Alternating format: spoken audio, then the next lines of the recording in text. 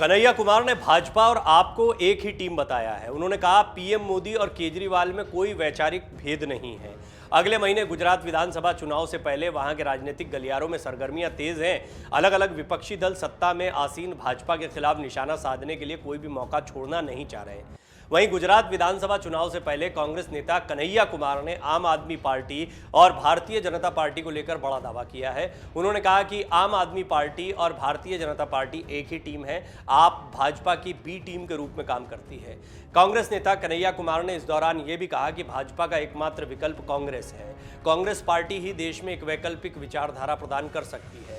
उन्होंने कहा कि देश में गुजरात को लेकर धारणा है कि गुजरात जो आज सोचता है शेष भारत बाद में उसी विचार पर कार्य करता है। उन्होंने कहा कि कई नई चीज़ें यहाँ से शुरू होती हैं। हमें उम्मीद है कि इस चुनाव में यहाँ से एक नया राजनीतिक संदेश जाएगा। इस दौरान उन्होंने कांग्रेस को वोट देने की अपील भी की। उन्होंने कहा कि अगर लोग भाजपा से खुश हैं तो वो भाजपा को चुनें, लेकिन अगर लोग राज्य में और देश में बदलाव चाहते हैं तो वो कांग्रेस को मौका दें।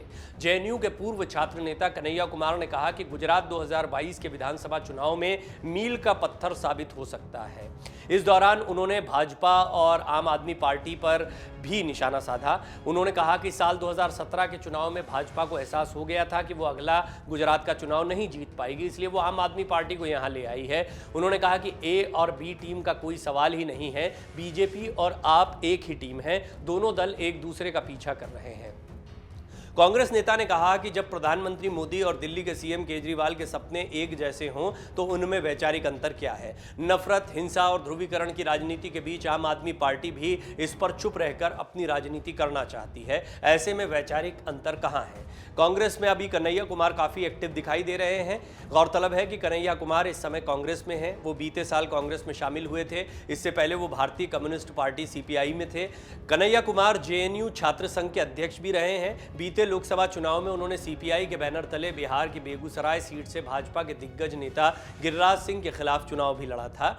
राहुल गांधी के साथ भारत जोड़ो यात्रा में वो शामिल हुए हैं। उनको देखा गया, भारत जोड़ो यात्रा की तस्वीर में कन्हैया कुमार को कई बार देखा गया है। कन्हैया कुमार अब कांग्रेस की तरफ से अपनी बात रख रहे हैं और अच्छे वक्ता हैं।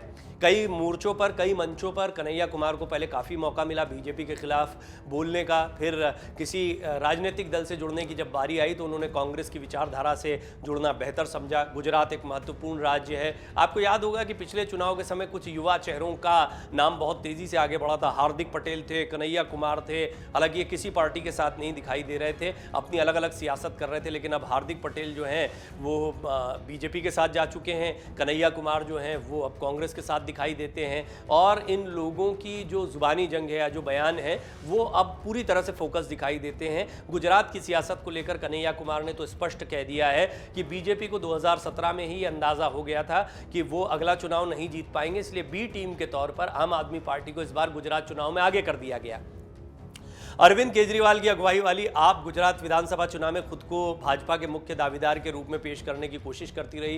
ये एक नैरेटिव गढ़ने की कोशिश की गई कि बीजेपी और आम आदमी पार्टी के बीच में एक मुकाबला हो रहा है। और बहुत से राजनीतिक जानकारों का ये मानना है कि बहुत हद तक उन्होंने प्रचार के दौरान इस बात को साबित करने की कोशिश की, लेकिन ऐसा बिल्कुल नहीं कहा जा सकता कि मुकाबला सिर्फ आम आदमी पार्टी और बीजेपी के बीच में है। अब भी मुख्य मुकाबला कांग्रेस और बीजेपी के बीच में दिखाई देता है। अब आम आदमी पार्टी का होना किसको नुकसान या फायदा पहुंचाना है, ये थोड़ा समझना होगा जब चुनाव हो जाते हैं। अब तो तारीखें तय हो गई हैं। 1 और 5 सितंबर को 2 चरणों में मतदान होना है। 8 दिसंबर को ये तय हो जाएगा कि यहाँ पर किसने चुनाव में बाजी मारी है। बहरहाल गुजरात का चुनाव बहुत महत्वपूर्ण है, खासतौर पर कांग्रेस के लिहाज से देखा जाए तो, क्योंकि कांग्रेस की भारत जोड़ो यात्रा का कितना असर हुआ, राहुल गांधी का क्या कोई नया चेहरा सामने आ पाया, इन बातों को और पुरजोर तरीके से कांग्रेस आगे रख पाएगी। निश्चित तौर पर हिमाचल, गुजरात में कोई भी सफलता कांग्रेस को मिलती है तो कांग्रेस इसको इस तरीके से भुना पाएगी कि भारत जोड़ो यात्रा का असर हुआ और राहुल गांधी की छवि अब बदल चुकी है। डाउनलोड करें अमर उजाला ऐप और पाएं खबरें लगातार। अगर आप ये वीडियो YouTube पर देख रहे हैं तो हमारे चैनल को सब्सक्राइब करें और बेल आइकन को दबाना ना भूलें। अगर आप Facebook पर ये वीडियो देख रहे हैं तो हमारे पेज को लाइक करें।